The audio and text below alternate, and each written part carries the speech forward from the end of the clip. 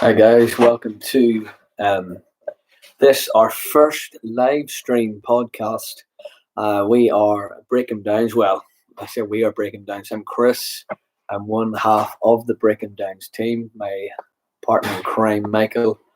He'll be doing another show. So this is a new thing that we'll be doing. I'll do a show. He'll do a show. We'll discuss events in the UFC, in MMA, Bellator, boxing, and then we will kind of join together on Anchor and do our audio podcast as well. So just some of the things that we have found over the last couple of months with doing the audio podcast. We're not necessarily reaching the number of fans that we would like to reach. So we're trying a new format, obviously going onto YouTube. So we'll see how it goes. Hopefully you like the shows. If you do, give us a thumbs up, subscribe, obviously. We're Breaking Downs, as I said before. And anybody who has listened to us, keep on listening. Thank you for your support. A few things I'll be going over on the next 30-minute segment. We've got a couple of headlines that have taken off the internet. So Dana White says the UFC wants to hold an event in Hawaii with Max Holloway, but does the terrorism board want it? Team Adesanya prefers to give nice guy Stipe Miocic a UFC super fight over someone like John Jones. Anthony Johnson abandons plans for heavyweight UFC return. He now wants Jones at 205. And then we look at the ESPN card, which is on Saturday night, which is going to be pretty tasty 3 main events there, which I'll just kind of give my 2 cents on. So starting with the first headline, Dana White has confirmed that the UFC do want to go to Max Holloway. There's no secret they've wanted to go to Hawaii for a while, and certainly Max Holloway has been a massive advocate for UFC and going to his home country, home state. But with that in mind, I think it comes at the wrong time. It feels to me as though this event should have happened maybe 2 years ago, I would say. Max Holloway has been, the most dominant 145-pound champion. Taking out people like Jose Aldo, taking out great competitors like Brian Ortega with ease. Then he obviously went up to fight Dustin Poirier at lightweight, which was to his detriment because Poirier was just the bigger man, and he managed to beat Max for the second time on that card, which goes back to May. But what a great fight that was. But Max has got that loss now, so it feels like I'm glad that they're going, but it feels to me possibly it's the wrong time. I asked the question, would Joe Rogan go to that? He's always been very vocal about wanting to stay in the USA now, and with a preference to staying as opposed to traveling. So I would be interested to know if he would go to it, because he's a fan of Hawaii, which if you listen to the Joe Rogan podcast, the Joe Rogan Experience, he's quite vocal about that also. So Team Adesanya prefers to give nice guy Stipe Miocic a UFC super fight over someone like John Jones. To be honest, folks, I can't believe we're talking about this. Adesanya is obviously the best middleweight in the world. There's no doubt about that. He absolutely destroyed Robert Whittaker, the Reaper, who, I think I kind of tipped. If you go back and listen to our podcast, I had the Reaper coming out on top in that particular fight. But when the fight went down, you saw it was a mismatch. I don't think the Reaper looked himself, but it did seem as though Adesanya was by far the superior fighter. Moving up to heavyweight. So obviously, the most talked about next opponent for Adesanya has been John Jones. There's been a bit of tension between these two guys in the past. They've had a few social media spats. And my opinion is, as I said, I just cannot believe we're talking about this. John Jones is absolutely huge. He's massive. And if you listen to the Shab, Shab goes into this in a bit of detail as well. I mean, I don't know what John Jones is walking about with is, but you'd have to think that if those two ever did meet in the ring, Jones would just dominate due to his size alone. Okay, and look, I look at both these guys as excellent strikers. We're talking to Michael on the phone, and I kind of suggested that this may be the best example of MMA striking if these two were ever to face off. They're both crisp. They're both clinical with their striking. They've both got knockout power. They're very similar in their stances even. A lot of people have actually compared Adesanya to John Jones, and some people have said Anderson Silva. But I just personally think that if those two met, John Jones would just be far too big. And when the fight comes to grappling exchanges where those guys are in the clinch, or up against the cage, or Jones gets them to the ground, which, to be honest, we haven't really seen Adesanya tested down there yet. You just have to think that John Jones would be just too big. So, interesting speculation nonetheless. The Stipe, Stipe Miocic is, even bigger than that again. So, Team Adesanya. Look, I'd like to see Adesanya get a Costa fight next. I think that's the fight to make, and I think it's kind of hopefully going to come together, because over the past couple of years in the Conor McGregor era, we've seen what we've seen from Conor when he's not defended the title and he's gone straight up to lightweight. He obviously gained a lot of respect, but at the same time, a lot of people were questioning why he never actually defended the featherweight or the lightweight belt. Conor's answer to that would be he's always looking up, okay, always kind of aiming higher, which, to his credit, you got to say hats off.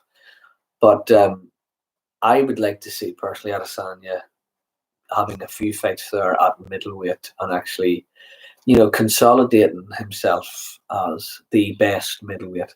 And I think the Costa fight's an interesting one as well, because talking about two brilliant strikers. Adesanya's obviously so crisp and so clinical, but so's Costa. When he fought Yoel Romero, he didn't miss much. His body work was exceptional. I think he landed something like 47, 48 body strikes, which was incredible. And you're looking at a guy there, and I'm doing my MMA here by the way, but you're looking at a guy who was able to outland Yoel, who's an absolute beast, but at the same time, Yoel kind of went toe to toe with Robert Whittaker and knocked him down, I think 3 to 4 times when they met for the second time. So I'd like to see the Costa fight next. That's the one that makes sense. By the way, if you are interested at all in the rankings, Israel Adesanya has actually jumped up 6 places in the pound for pound list.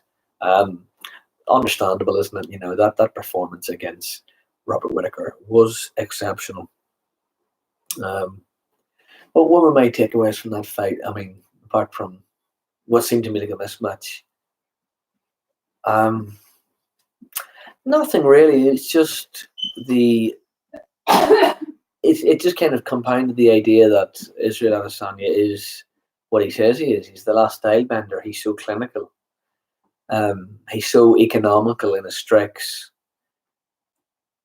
He reminds me of a young Conor McGregor when he first came into the UFC, or the time we fought Eddie Alvarez, where his striking was just so on point. There was a few kind of fakes to kind of lure Eddie in, but when he went for it, he connected. So the economy of strikes was exceptional. The movement again was exceptional. The head movement, Adesanya is deceptively hard to hit. Whittaker gets hit quite a lot, and we can see that. I mean, we can see going into that fight that could be a problem. I, as well as Michael, brought up the idea that because Whittaker gets hit so much and because Adesanya is so clinical and so economical with the strikes, that could be to his detriment. It turned out that way. Whittaker barely touched Adesanya. He didn't hit him properly. He didn't connect with him. Had he connected with him in the first couple of rounds, it may have been a different story. So moving on, we've got an interesting development here with Anthony Rumble Johnson supposedly abandoning his plans for a heavyweight UFC return and opting now for a John Jones fight at 205. If he makes that weight again, that light heavyweight, I think that is the only fight that makes sense for John Jones at that weight. I mean, there's a bit of movement in that division now, I would say. There's a couple of interesting fights coming up. So you've got Dominic Reyes and Chris Weidman, who is, I think that's his debut there at light heavyweight. So I'll talk about that in a second.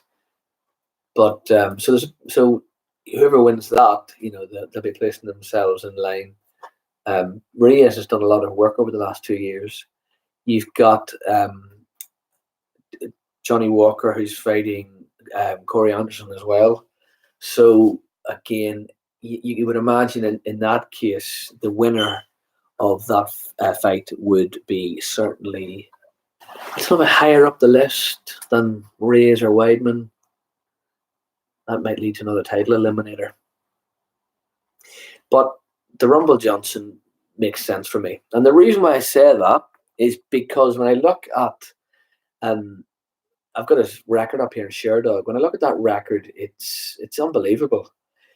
There's three notable losses. The notable losses are to Vitor Belfort, which that goes back quite some time now. I think that's 2013.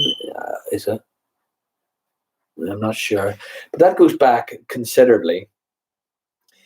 In the aftermath of that Vitor Belfort loss, which was at a lower weight class as well, I think that might have been at, I want to say welterweight.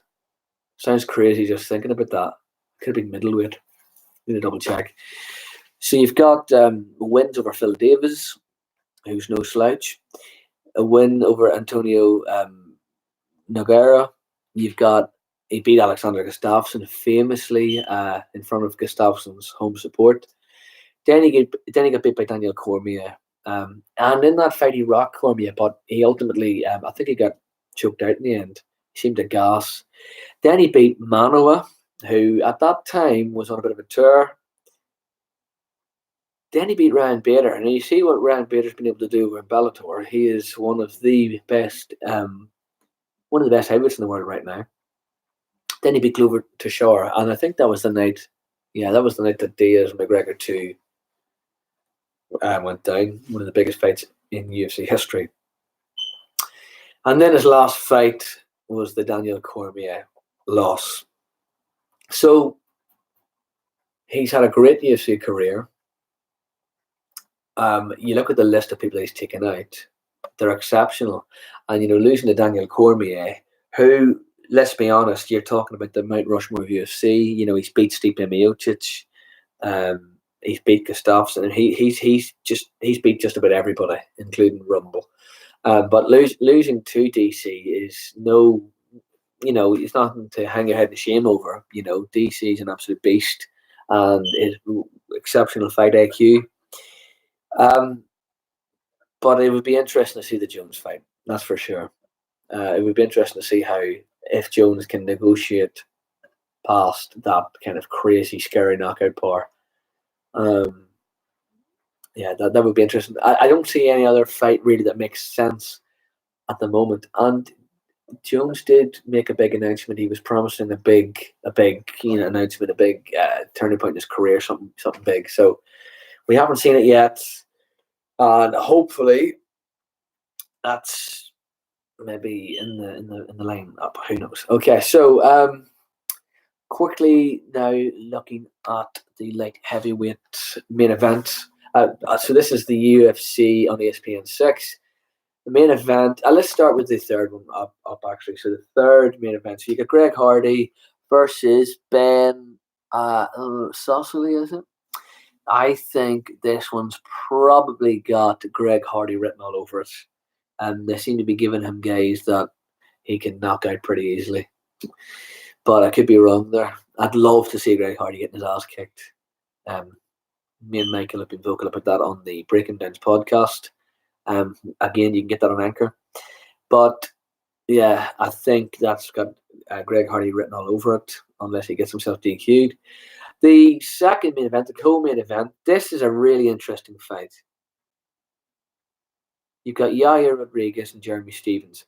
Now, the first time this fight came together, it was of interest. You know, you've got two great fighters in the featherweight division. Again, another division which is making a bit of movement, and a win here for these guys could propel them into the spotlight again. Especially someone like Jeremy Stephens there, who's never too far away from the top, you know. But the reason why this fight makes a lot of sense and why it's more interesting this time is due to the stoppage of the previous bout. I think it was 30 seconds in or something like that. Yair Rodriguez accidentally scratched Jeremy Stephens. Jeremy Stephens had to stop the fight. The referee stepped in, stopped the fight.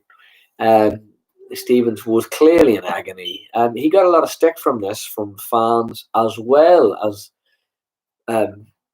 his professional colleagues, which to me, it kind of frustrated me a little bit because of all of the guys in the UFC, Jeremy Stephens is the least likely person to just throw in the towel for a not so serious injury. I would imagine that injury was a lot more serious than it looked. It was obviously causing him a lot of discomfort, and maybe he felt like that he couldn't actually fight given his circumstance. So I say hats off Jeremy Stephens. Was I gutted? Absolutely, but we've got the rematch to look forward to come Saturday night. The other thing that makes this very interesting is the fact that there's been a little bit of a stir up in terms of kind of a feud. So what happened after the fight when the guys went back to the hotel, Yair Rodriguez appeared to be consoling Stephens, you know, almost to say, "Don't worry, you know, we'll do it again." What ended up happening? I mean, it's very difficult to see from the video actually what the two guys are saying to each other. But Jeremy Stephens obviously took offense to something that Yair said. He pushed him quite aggressively up here, and then the kind of crowd got in between them. I tell you, Jeremy Stephens is the last person you want to offend in a public space because that guy, he's got a short fuse, you know, and he drops bombs. Who do I see winning that fight? I'd like to get Michael's take on this because in the first one we said Jeremy Stephens. I'm not changing on that. I think Jeremy Stephens is going to get the job done again. Here's why. Jeremy Stephens is, as I said before, he's always going to be just one or two wins away from being at the top of that division. Okay, he's a stalwart. He's exciting to watch. I mean, some of the guys he's beat over the years, absolutely incredible. He beat RDA at one point. I think he's going to put the pressure on Yair. I think he's going to back Yair up with, you know, having that right hook ready to unleash that. He's going to back Yair up. I think Yair's possibly going to even tire a little bit. and I think Jeremy's going to put it on him and potentially get the TKO finish there.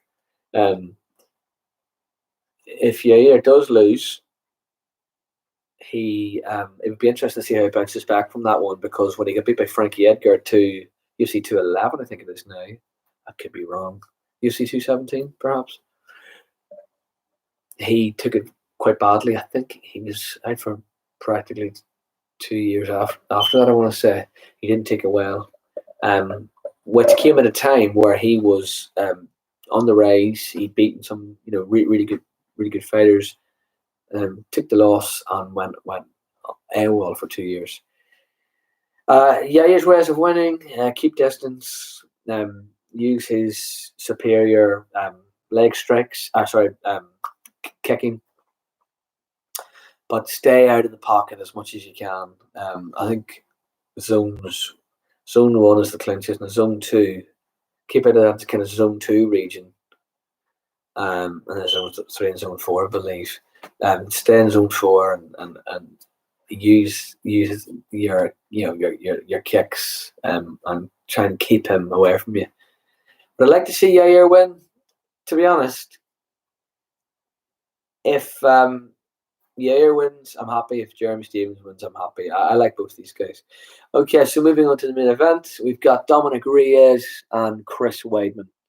So interestingly, Dominic Reyes is coming into this fight with an 11-0 streak, which I think is controversial, because I would say that he lost the Volkan Ozdemir fight. If you haven't seen the fight, go back and watch it. I think Dominic Reyes, I think the judges absolutely do him a favour there. He wasn't controlling the octagon space. He wasn't landing the cleaner strikes when the two engaged. Ozdemir seemed to come off the better. I feel, maybe that's me being naive or maybe partisan on the night. I don't think it was. But 11-0, coming in and fighting Chris Weidman, who at this point in his UFC career has picked up 4 losses. Lost against Joel Romero. He lost against Masasi, I think. He got beat by Jagger recently as well. Oh, who's also moved up to light heavyweight. So, yeah, as I said before, there's a lot of movement in the light heavyweight division. But anyway, Chris Weidman, Dominic Reyes. I'm going to make my prediction here and say I'm going to say Chris Weidman gets this done.